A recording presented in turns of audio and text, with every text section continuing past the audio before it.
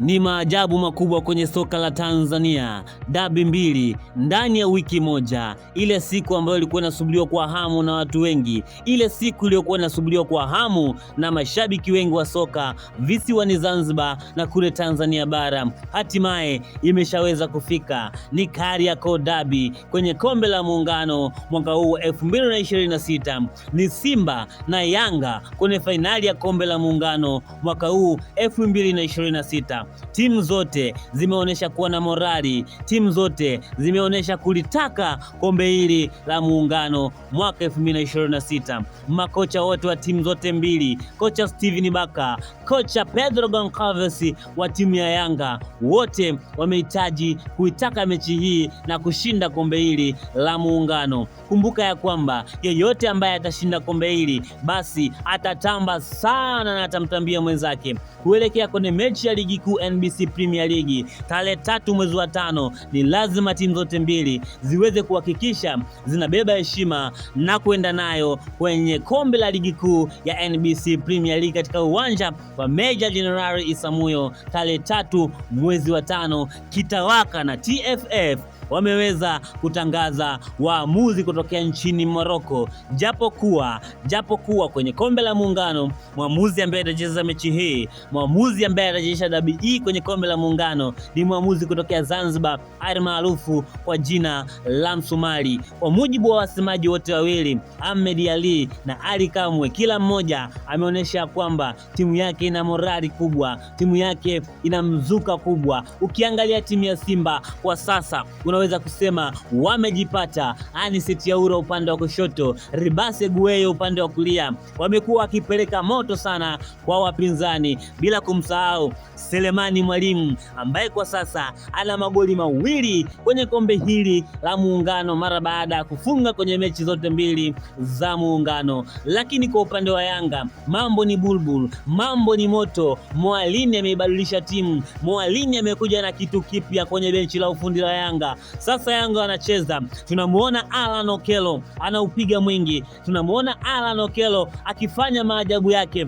tunamuona Alan Okello akitoa assist 6 kwenye mechi 3 zilizokuwa zimepita. Alan Okello, the star boy, is on fire now. Alan Okello ni moto wa kuontea mbali kwa sasa. Lakini mtazame Pacome Zouzoua Pedro, mtazame Prince Dube yuko vizuri na amekuja vizuri, anacheza mpira vizuri, ana enjoy kucheza soka. Na hii ni impact ambayo kocha msaidizi wa timu ya Yanga Mwalini ameweza kuileta kwenye timu. Kwa sasa Yanga inacheza kiushindani. Kabla Mwalini hajaweza kufika, basi Yanga ilikuwa ina changamoto nyingi sana, hususa ni kwenye changamoto za kiuchezaji, na iliweza kupata sare takribani 2 mfululizo kwenye mechi za NBC Premier League. Kocha Pedro Goncalves ana rekodi nzuri kwa sababu kwa sasa ameweza kucheza michezo 30 na amekuwa unbeaten kwenye michezo 28, yani hajafungwa kwenye michezo 28, michezo 28 kocha wa timu ya Yanga Pedro Goncalves hajafungwa.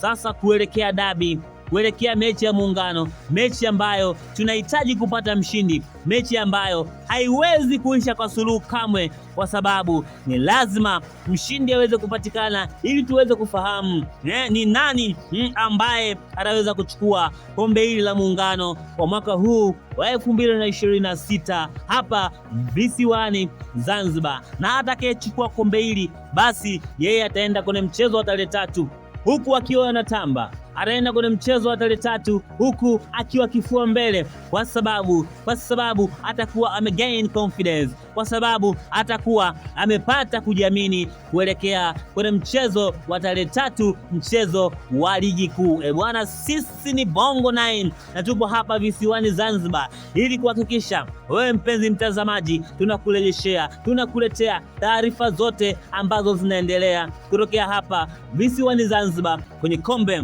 la Muungano mwaka wa 2026.